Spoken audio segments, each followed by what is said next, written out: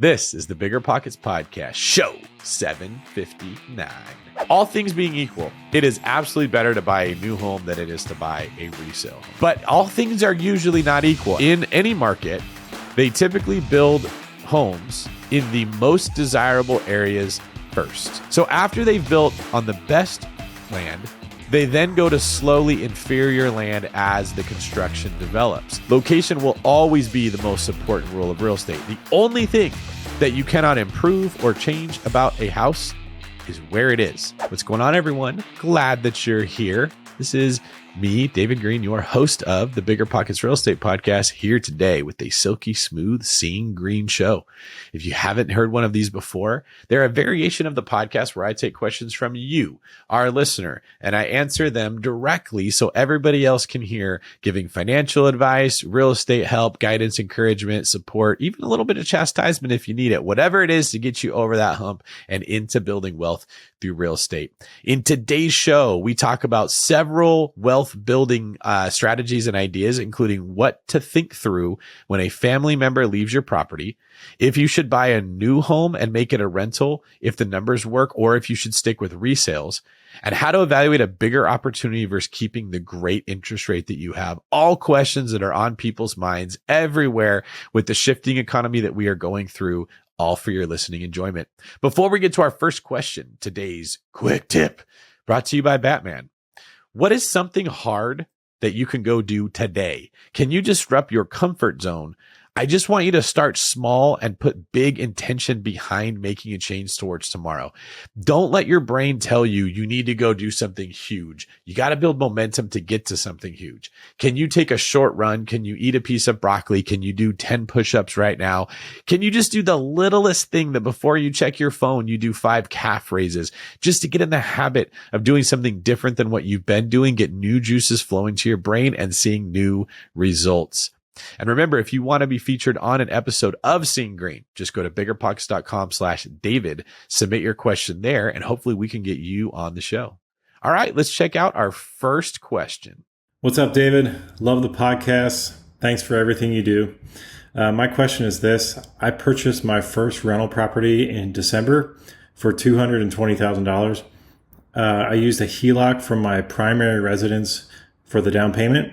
And I was planning to do a BRRRR after the 6-month seasoning period is over, which is July. And the goal was basically just to recoup the down payment and move on to the next one. The house is in a great market, and I have almost $100,000 in equity after 6 months. My current interest rate is 3.5%, which is fixed. The HELOC is adjustable interest rate, but it's at 4.5% over a 10-year period. The current cash flow is about $400 a month after all expenses, so it is cash flowing pretty good. The problem is the rates have skyrocketed in the last 6 months since December, and a cash out refi would basically eliminate all of my cash flow. Whereas the HELOC interest rate is not fixed, but worst case scenario could basically double to like 9%, and I would still be cash flow positive. So I'm struggling a little bit on an exit strategy to pay back the HELOC. Do you have any suggestions for a different strategy to recoup my down payment, pay off the HELOC? I'm actually considering doing a flip in my area with the simple goal of just paying down the HELOC. Once I do, my cash flow will increase about $200, give or take. So I'll be at about $600 a month once I pay down the HELOC. So my question is really, do you have any other strategies for recouping costs when the BRRRR strategy doesn't necessarily make sense right now because of interest rates? Am I missing something altogether? I would love your feedback. Love to hear what you have to say about this particular scenario, and thanks in advance. All right. Thank you, Clint. A couple things to go over here. I don't know that it's that the BRRRR strategy doesn't work right now because of interest rates. It's more that when you got into the BRRRR, when we get into the BRRRRs, we're basing the end result off of today's interest rates. And when interest rates go up, that means the deal doesn't work out like we originally analyzed it to. So what's happening is we're paying more for the property up front than we should if we knew what the interest rates were going to be at the end.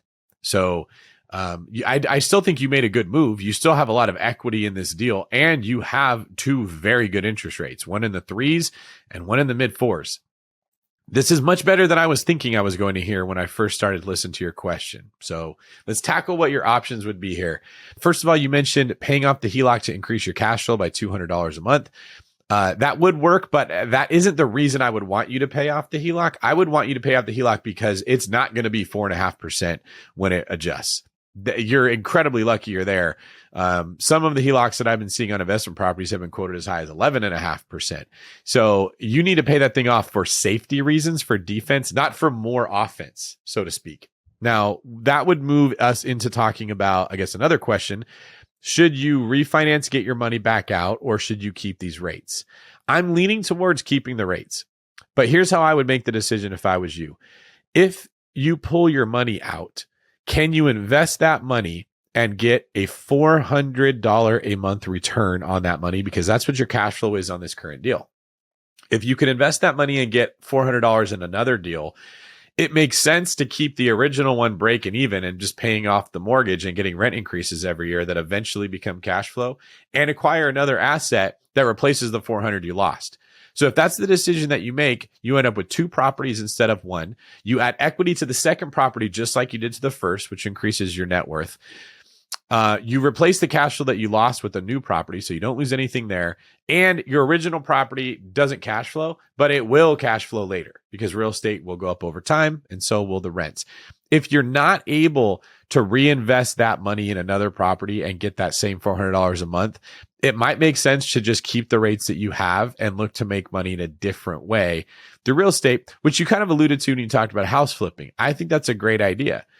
If rates are going up faster than you can control to make the BRRRR work at the price you pay in the original amount, you probably want to move away from BRRRR, right? Like BRRRRs are very close to flips. You could flip a property instead of refinance it, and it's a very, very similar process. Maybe you plan on that. You go after the equity. You know what the cash flow will be if rates are at a certain point, but if rates go up more than that, you just sell it. You actually could probably sell the property you're at right now, and you could recoup some of your money that way. You don't have to refinance it to get the money out. You could sell it, turn that into a flip, and then go do it again. So this is why knowing different strategies helps, because in certain markets like this one, where you started with a BRRRR, it worked as a BRRRR. It just didn't work perfectly. You're not able to get your money back out of it. You ended up with a great traditional rental here. You could just flip the next house. Look for a property that has a lot of meat on the bone, add value to it, buy it right, decide at the end, do I want to flip it and get some cash, which I could use to pay off my HELOC, or do I want to keep it, refinance, and go on to the next one? But that's the advice I'd give to everybody that's in your position where they've got BRRRRs that are having a harder time working out. Just ask yourself if selling it makes more sense or if holding it makes more sense. As long as there's new deals that are coming into your funnel here, you're fine to sell real estate and buy new ones. The problem becomes when you don't have new deals coming into your funnel.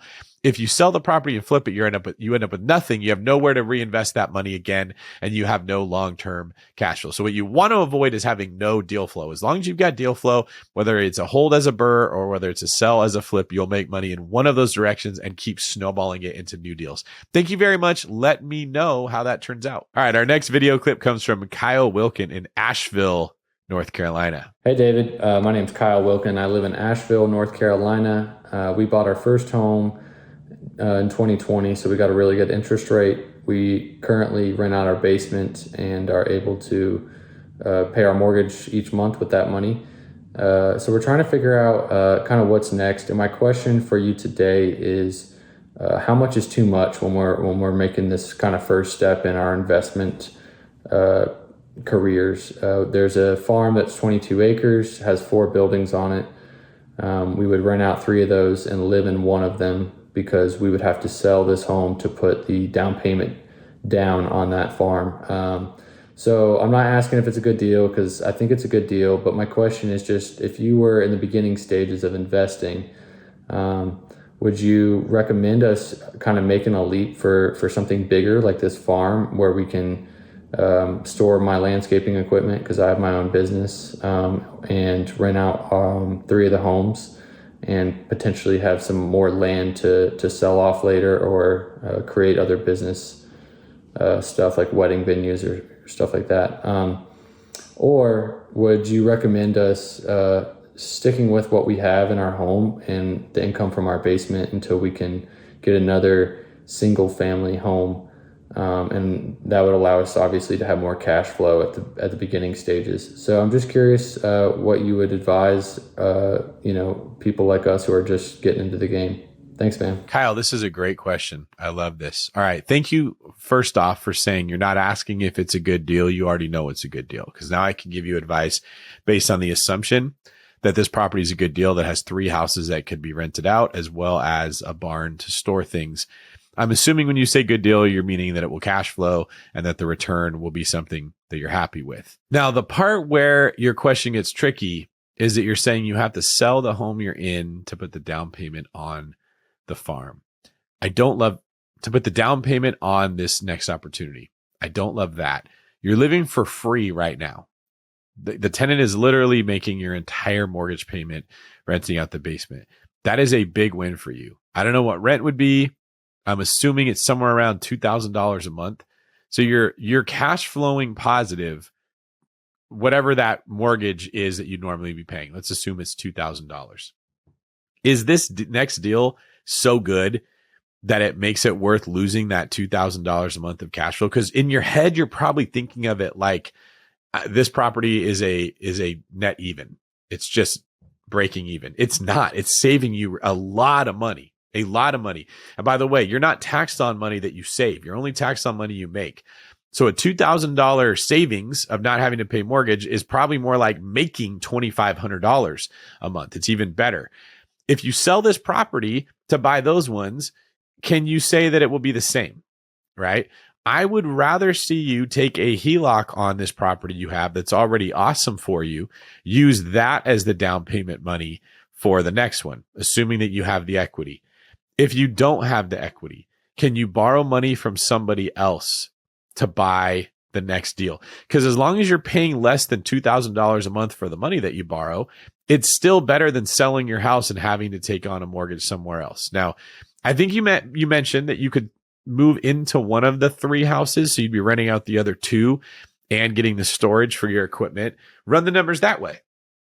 Can you buy this property with 3 homes on one lot, live in one of them, also not have a mortgage, and be a net benefit to where you are right now? So let's just assume it's apples to apples, right? Right now you're living for free. If you buy that one, live in one of the units, you'll be living for free again. Is that real estate worth more than the one you have? Because that could be a win, right? Let's say you go from a $300,000 of property to $700,000 of property, but it's still a break even for you. Now you have 3 potential units going up in rent instead of the 2 that you're in right now. There's an argument to be made that could work. Is the storage of that barn going to save you money that you were spending to store your equipment somewhere else? And what's your quality of life like? Do you enjoy the house you're in more than you would enjoy living in that one? Here's what I want to make sure you're not doing. You crushed it on your first deal. You're living in North Carolina. You're living for free on a house hack. That is incredibly difficult to do. Most people don't get to live for free. It's a win if you just live for less than what it would be to pay the full mortgage. I don't want you to think that every deal is going to be like that one and be in a rush to jump into the next one because you had a good experience on the first one. But I also don't want you to miss out. So if I was in your situation, I would look into getting a HELOC on my primary and using that for the down payment. I would look into borrowing the money from someone else and paying them interest to use their money to buy the new property. Or I would analyze where I live now and what I'm saving versus where I would live there and what I'd be saving. And if that is a superior move to where you are now, yes, you could sell your house and you could go buy that property. Just make sure if that's the road you take, that you put it under contract contingent on selling your home so that you don't lose your deposit if you're not able to sell your house, or you don't want to put your house on the market, try to sell it to get the money. And then when you go to buy this other property, it's off the market or somebody else has bought it. Let me know how that goes. All right. Our next question comes from Wendy Clark in Meridia, Idaho. I love your podcast with the very helpful in-depth information you provide and with your sense of humor and your chair swiveling. That is funny. She's mentioning the chair swiveling because when I start talking and thinking at the same time, I sometimes fidget a little bit, right? So I'll do this thing with my chair, or I have a couple other little idiosyncrasies, and she's calling me out on that. That's fun. I currently have no portfolio, but I own my home free and clear in my trust, and I want to know if it's possible or smart to move into the ownership of my real estate investing LLC instead, to rent the house, its individual 3 bedrooms, 2 baths to traveling nurses for short to medium term rentals, as it would be part of my new REI business. And would this be doable? Is it smart or not smart or helpful? If you're not the person to ask, I apologize. If not, who would you kindly direct me to be the person that I could ask this to? Thank you so much, David, for all that you do to teach us and move us forward and upward on your REI journeys. With gratitude, Wendy. Well, first off, Wendy, that is very sweet of you. You said a lot of very sweet things in here. And I can tell from the way you worded this that you are overwhelmed and your mind is a little bit jumbled with all the options. Let's try to take this big ball of yarn and straighten it out into several little strings that we can analyze more clearly. You did mention that your home is owned free and clear in a trust. So does that mean that there's a stipulation that it cannot be used to generate income? Or if it generates income, that you're afraid that means the income has to stay in the trust? Is that could be what you're getting at here? I would wonder, if you do rent the home out, even though it's in a trust, if you could claim the income as business income that is not related to the property itself. So like maybe the appreciation of the home or the loan pay down, the equity that stays in the trust, but the cash flow that comes out of running it, could your LLC rent the home in the trust and then keep the additional cash flow? That'd be one way I would look at it. The first thing is you have to ask a lawyer. That's who you're going to go to that understands trust law, because I don't. I'll just tell you that right now. I'm thinking out loud, but I don't know if that's the case. Then you want to talk to your CPA and find out what would the tax implications be if I do this. If you don't have a CPA and you want to sign up with a new one, you can email me and I'll put you in touch with the one that I use. But that's exactly what I would do. Then rather than them saying, no, you can't do it, here's what everyone needs to understand. You go back and say, how could I do it? Or you throw options and you wait for them to say, oh yeah, that could work. So I just came up off the top of my head. Could your real estate investing LLC rent the home in your trust and then lease it out to traveling nurses and keep the profit that it makes while paying your trust rent to use the home that you're not in anymore, right? I don't know that would work, but that's what I would throw in front of the CPA or the lawyer to find out if that would work. I love that you're asking this question of me. I love that you're being involved in Seeing Greene. You've got a great idea. It's not going to be as challenging as what you're probably thinking. There is a way around this problem. You just got to ask a CPA and a lawyer what to do. I'd start with the CPA because they're usually going to be cheaper. And then I'd ask them if they had a real estate lawyer referral you could talk to. Thank you, Wendy, for your awesome question. And let me know how that goes. All right, everyone. Thank you for submitting. My favorite part of the show is we have questions that we can answer. And that's what you're all here for. Please make sure to like, comment, and subscribe to the channel. In this segment of the show, I'm going to read comments that you, my audience, have left on previous shows to see what everybody thinks. These are often fun, insightful, sometimes mean, but usually cool. Our first comment comes from Professor X. This was just perfect. The answer to the question scenario about paying off properties was exactly what I needed. I'm going to keep working and enjoying living at the same time. I love hearing that because it's more about just getting a bunch of money. It's about getting money in a way that you enjoy and enjoying life while you do it. Thank you, Professor X. Our next comment comes from Marshall Hennington. By the way, guys, these all come from episode 747. If you want to go listen to that and find out why people are commenting. Excellent, David. You're a good dude and very humble. I have followed BiggerPockets these last 3 years, and it inspired me to have acquired 2 homes, a triplex, and 2 fourplexes.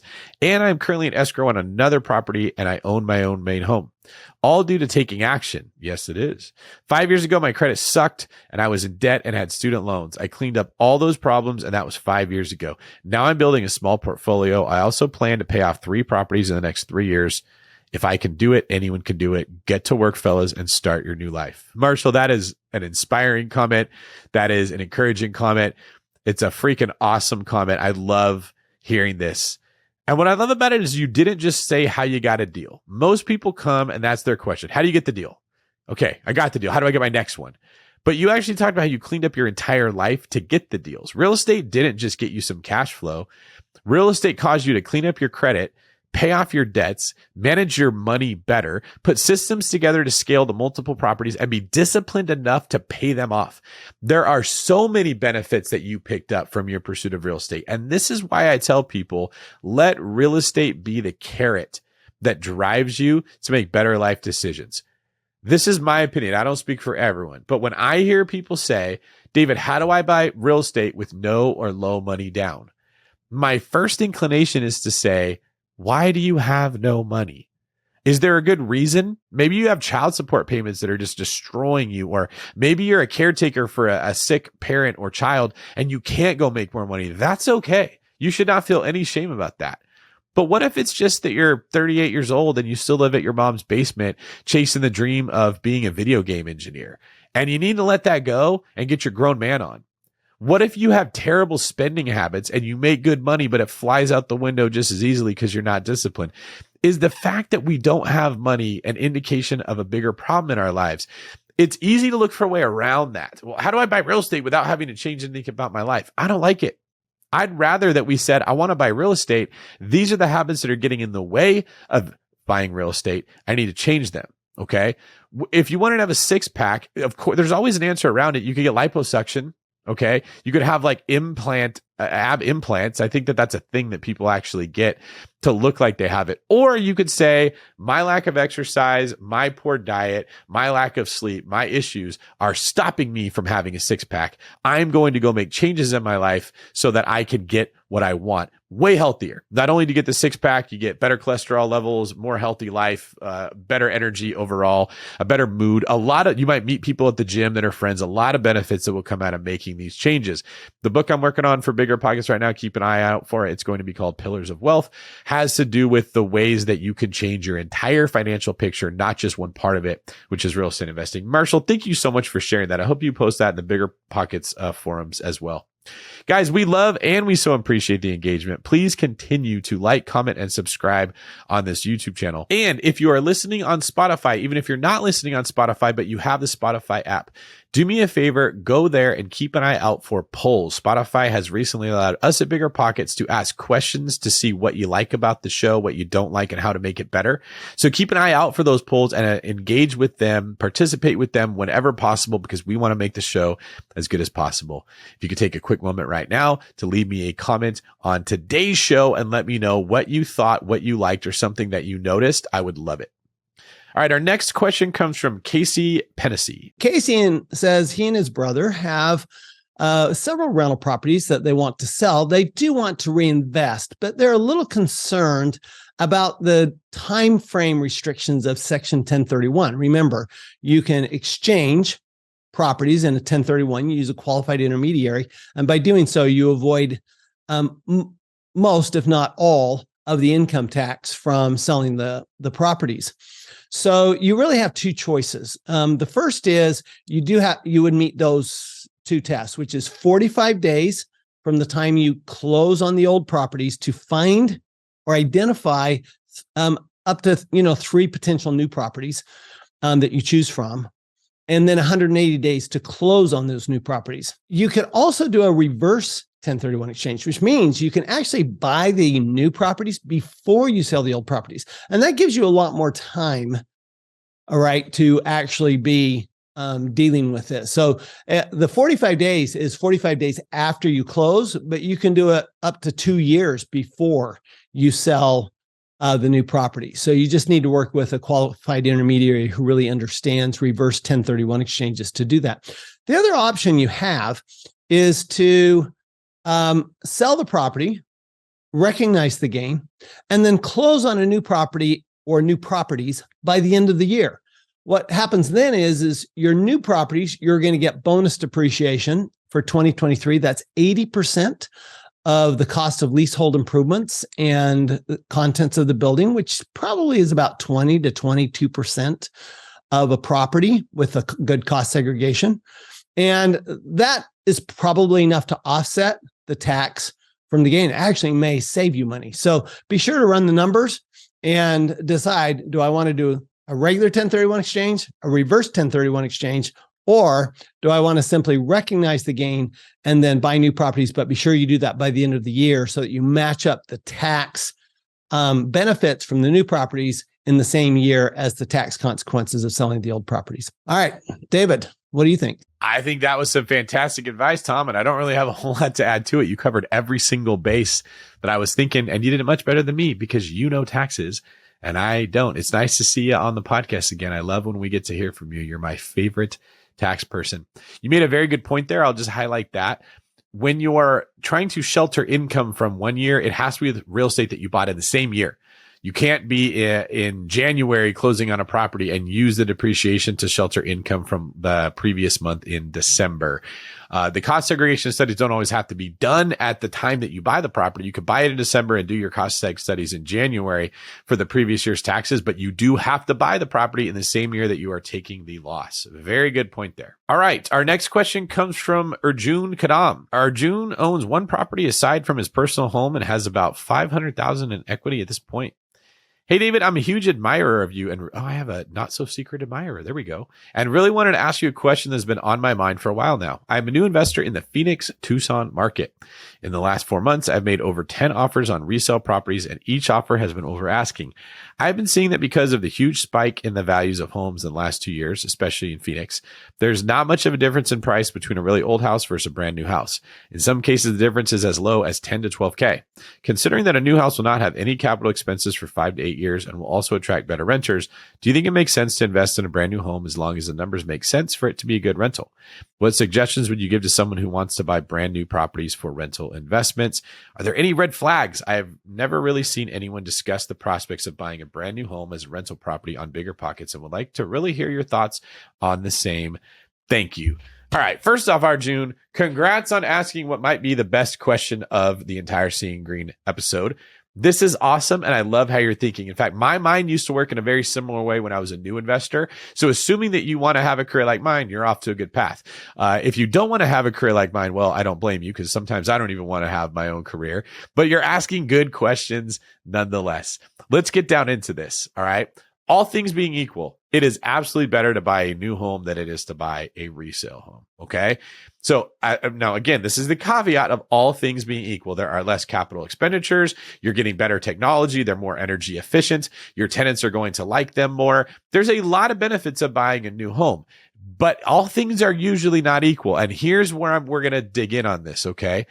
Arizona's not the perfect market to make this point. Okay, so what I'm saying is, in general, markets like Arizona, you probably would be better getting the new home construction. Not every market's like that, and here's why. In any market, they typically build homes in the most desirable areas first. Now, Arizona's different because it's all desert. So, of course, there's some areas that are better than others, but objectively speaking, it's just a different part of the desert, depending on where you are, if you're like in Phoenix, right? So you don't have as big of a difference between homes that were built 50 years ago and homes that are built today. But what if you're in Austin, Texas? They're going to build the best homes in the best part of the area. What if you're in San Francisco, California? They're going to build the best homes on the beach side with the cliff views, the ocean views, the closest proximity to the freeway. What if you're in Southern California? They're going to build the best homes in the best locations with the best weather and the best views. You see where I'm getting at? So after they've built on the best land, they then go to slowly inferior land as the construction develops. So you get more homes being built further away from the ocean, further away from the downtown centers, further away from all the infrastructure that you want. You got to drive farther and fight more traffic to get to the best restaurants or the best entertainment. Now, of course, this is not hard and fast across everything. Like I imagine in areas like Kansas, it's not a huge difference. There's just a bunch of land. So part of it is understanding the market that you're getting into. But you're asking very good points. New construction is better. What I want to make sure that you get right is that location's even more important than age of construction. Location will always be the most important rule of real estate. The only thing that you cannot improve or change about a house is where it is.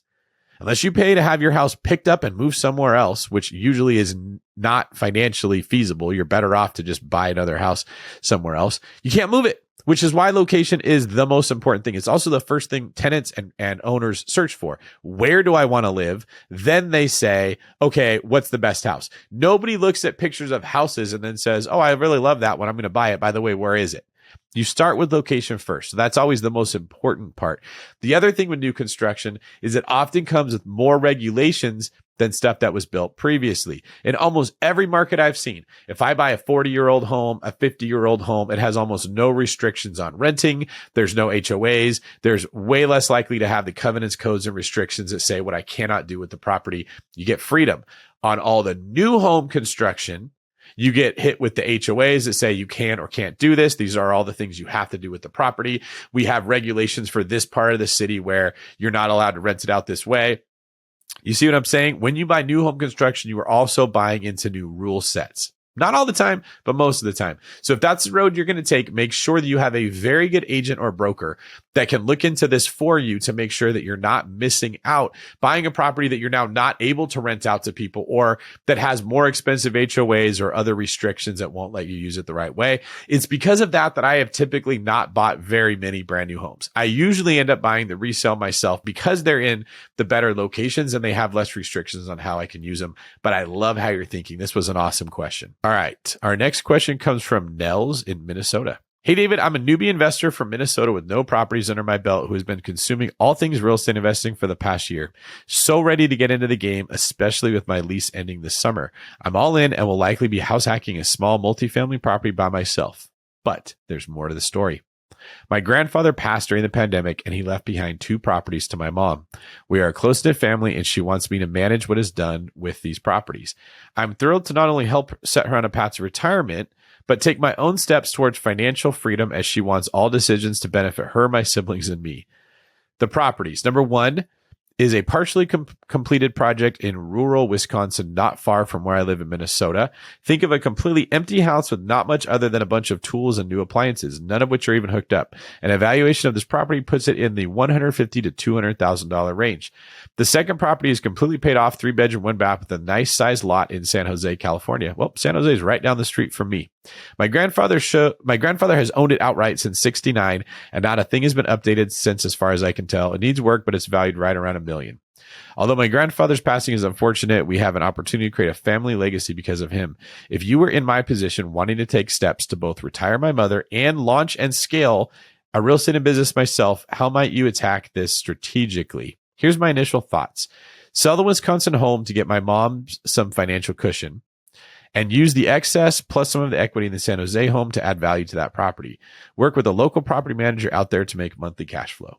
However, if we want the cash out refi route, we would also be able to put equity into additional properties and really get the ball rolling. Is this option a no-brainer? On top of this, I make a high W-2 salary working in tech, which will also fuel this engine. All in all, I feel like there is so much potential in all of this, and I'm okay making mistakes, but I'm needing a little push to jump off this diving board. Thanks for all you, Rob, and everyone at BP do. You guys make learning so fun and dreams achievable. All right, Nels, that is a lot of detail and a really good situation for you to be in. First off, sorry about your grandfather. That is very sad, but the silver lining is that your grandfather left quite a bit of opportunity to his family. Another reason that I encourage people to invest in real estate. When you're gone, that real estate stays and the people that you love can really benefit from it. That's got to be a really good feeling to know on your deathbed, getting ready to pass, that your family is going to receive a huge blessing when you go, to take the sting out of missing you. Second, you live near me. You need to reach out to me directly to talk about some of this real estate stuff. We're going to do our best to answer what I can on the show, but you're going to need a little bit more detail and opportunities.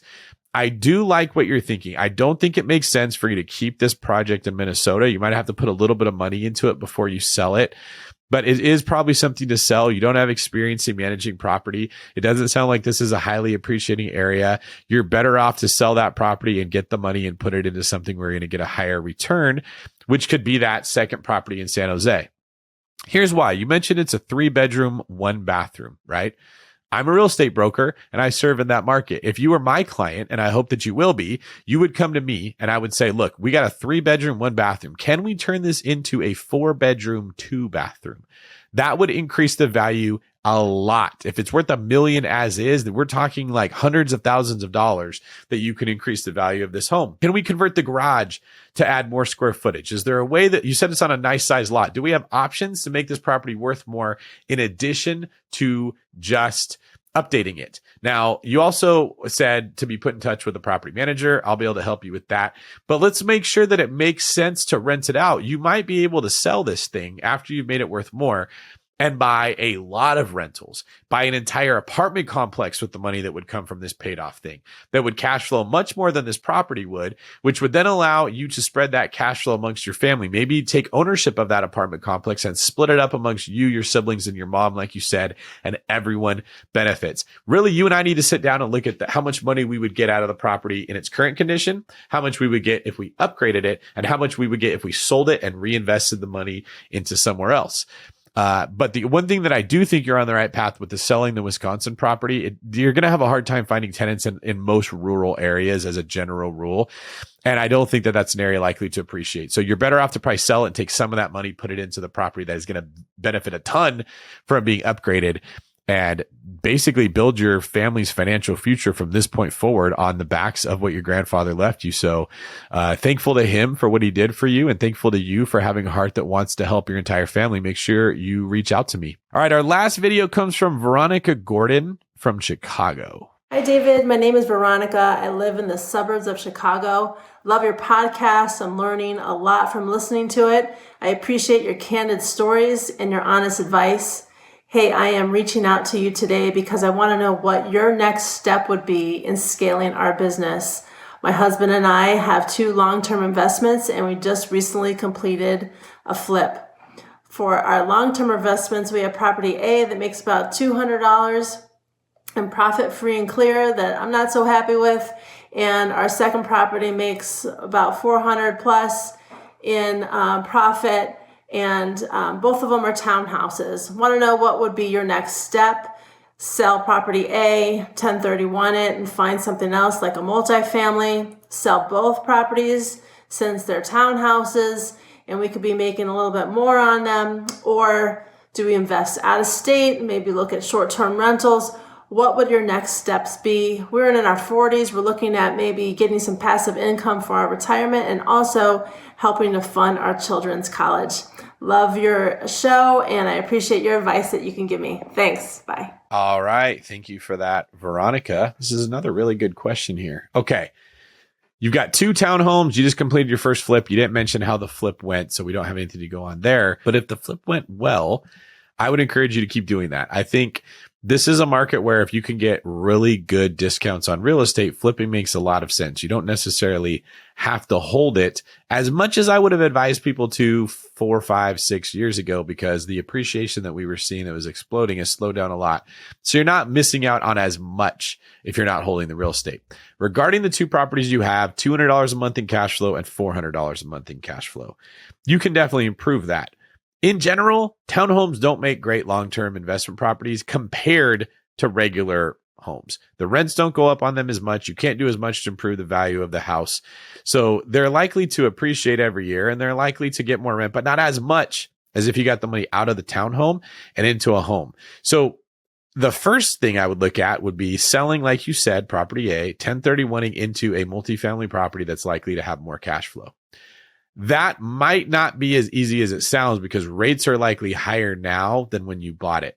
So the townhome might be cash flowing at the low rate, but if you sell it and reinvest the money, unless you get significantly more rent, you might not get an increase in cash flow. So I need you to run the numbers looking at whatever that equity is you have in the townhome at today's rates.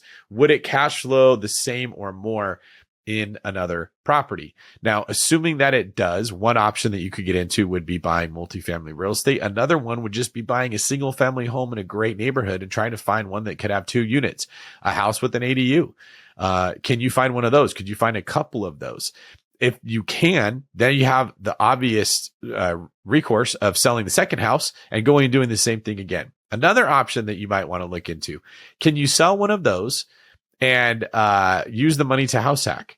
Can you get a better home in a better neighborhood with more than 1 unit that you guys could move into, live in a smaller space, and get more rent? Not just because you're getting more cash flow, but also because you're buying into a better location that's going to appreciate over time. All of your goals have to do with the future. You want cash flow when you retire. You want help paying for your child's education. You need to be thinking about the biggest payoff you can get when you need it, which is not right now. So if you sacrifice a little bit of the cash flow in the near term to get a bigger payoff in the longer term, with better appreciation buying into a better property, you will make more money with that strategy than just maximizing the cash flow right now. But even if you don't do that, you can still probably improve the cash flow by getting out of the townhome and getting into an asset like small multifamily that's likely to cash flow more. Another thing, just throwing this out there, what if you sold both of them in 1031 into an apartment complex? We're likely to be seeing a lot more of those coming into the market because people that own them have balloon payments due and rates are much higher than when they first bought it. So if you could go find an 8 unit, a 10 unit, a 12 unit apartment complex, can you sell both of them 1031 into that?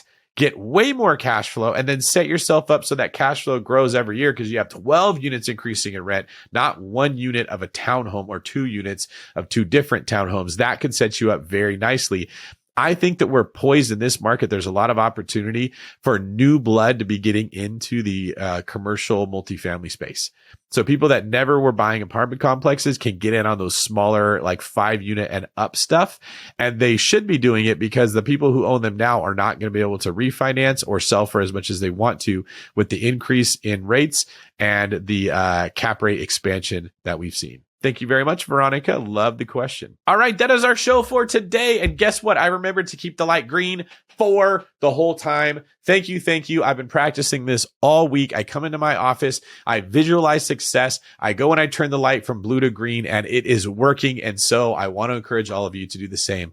What can you visualize right now that you want your life to look like that will change? And what hard thing can you go do? I missed jujitsu for 9 months because of life happening. And I finally went back this week and it kicked my butt. I'm exhausted from that different kind of exercise, even though I've been lifting weights for 6 months. How many ways have we fallen out of shape in ways that we don't realize it?